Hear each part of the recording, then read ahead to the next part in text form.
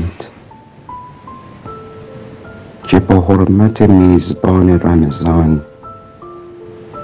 همه آدم‌های شهر به اخلاق و نیکسرشتی گفتمان کنند و نشانش جز هلال قشنگ ماه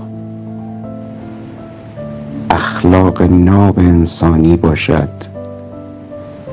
و دروغ و تهمت و غیبت و بیمرامی و حق خوری محو گردد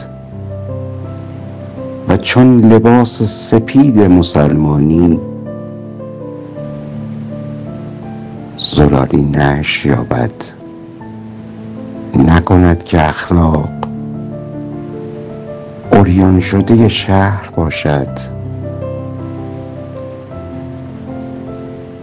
عید سعید فطر بر همه خوبان فرخنده باد.